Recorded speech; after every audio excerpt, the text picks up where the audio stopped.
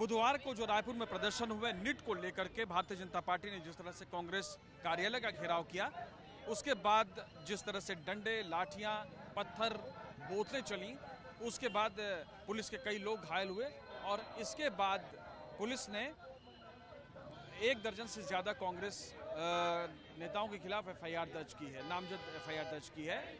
इसके विरोध में कांग्रेस मैदान में है, लेकिन कांग्रेस इससे पहले कुछ बोलती भारतीय जनता पार्टी के प्रदेश अध्यक्ष किरण सिंह देव ने राहुल गांधी पर हमला बोला, राहुल गांधी को लेकर के पीसी की और तमाम कांग्रेसियों पर हमला किया और कहा कि देश में अराजकता फैलाना चाहते हैं। किरण सिंह देव ने कहा कि जिस तरह से पहली बार देश के प्रधानमंत्री नरेंद्र मोदी के आवास को घेरने की कोशिश की गई है, वो अराजकता है। राहुल गांधी संविधान की किताब हाथ में लेते हैं, लेकिन संविधान की धज्जियां उड़ा रहे थे। तो इस तरह के आरोप लगाए और जो कॉकरोच जनता पार्टी है उस पर भी उन्होंने आरोप लगाया कि ये इसके नेता विदेश में रहते हैं और यहाँ पे जो स्टूडेंट्स की मांग है उससे अलग राजनीति कर रहे हैं। तो बहुत सारे हमले किए किरण सिंह देव ने। कांग्रेस ने इसका जवाब दिया, लेकिन कांग्रेस ने जो जवाब दिया उसके केंद्र में राष्ट्रीय भैया, हाँ चल,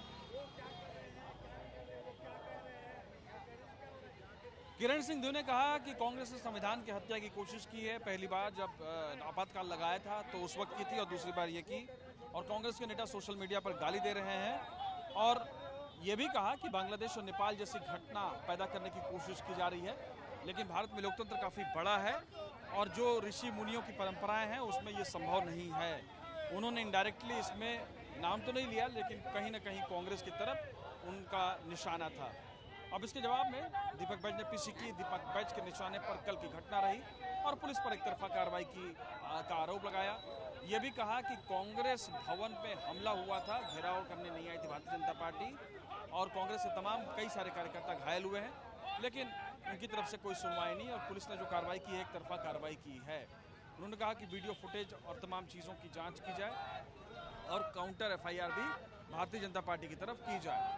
और इस बीच में उन्होंने ये भी कहा कि अगर कल कांग्रेस के कार्यकर्ता नहीं होते तो बड़ा हादसा हो सकता था। उन्होंने ये भी कहा कि कांग्रेस के नेताओं ने चूड़ियां नहीं पहन रखी है, यानी कि चूड़ी पहन करके हम नहीं बैठे। 2 बार इसका जिक्र किया, लेकिन सेंटेंस पूरा नहीं किया, वो यहीं पे रुक गए। इसके बाद कांग्रेस के तमाम पदाधिकारी रायपुर पहुंच गए और शाम से धरने पर बैठे हुए हैं। कांग्रेस के जो तमाम पदाधिकारी हैं वो डिमांड कर रहे हैं कि कल जो मंत्री प्रदर्शन में शामिल थे उनके खिलाफ एफआईआर दर्ज हो और दीपक बैज, जरीता फलांग और संपत जो कि प्रभारी सचिव हैं 2, ये तमाम लोग अभी अंदर थाने में ही बैठे हुए हैं और लगातार प्रदर्शन करते हुए बाहर में कांग्रेसी मांग कर रहे हैं। क्या कहना है आपका?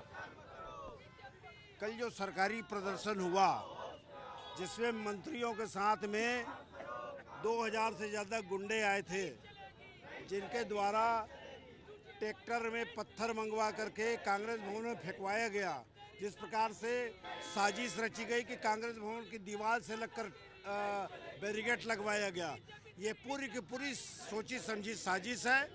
मंत्री चाहते थे कि उनका जो दिमाग है वो डाइवर्ट कर दें हम लोगों का, ताकि हम बच्चों के जो प्रोटेस्ट हो रहे हैं, जिसमें हम बच्चों के समर्थन में देशव्यापी जो आंदोलन कर रहे हैं, उससे हमारा दिमाग डाइवर्ट हो जाए। लेकिन हम इस बात का विरोध कर रहे हैं और प्रजातंत्र में कभी हमने 35 साल की राजनीति में कभी हमने देखा नहीं कि मंत्री जाकर प्रदर्शन करेगा।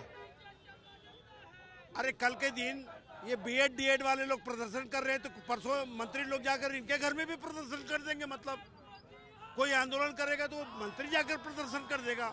इस टाइप का वातावरण बना दिया इन लोगों ने छत्तीसगढ़। बीजेपी तो कह रही है कि शुरुआत राहुल गांधी ने की, प्रधानमंत्री आवास में जाकर के प्रदर्शन। नहीं तो क्या नीतीश कुमार के बंगले के पास जाते क्या? अरे अजीब बात करते हैं। अरे भाई, प्रधानमंत्री जी की जवाबदेही है और राहुल गांधी जी से मिल लेते, नेता विपक्ष है, अपनी बात को रख लेते राहुल जी कि भाई ये हमारी मांग है, मांग पर चर्चा क्यों नहीं कर सकते? आप इतने बड़े राजा महाराजा हैं क्या भाई?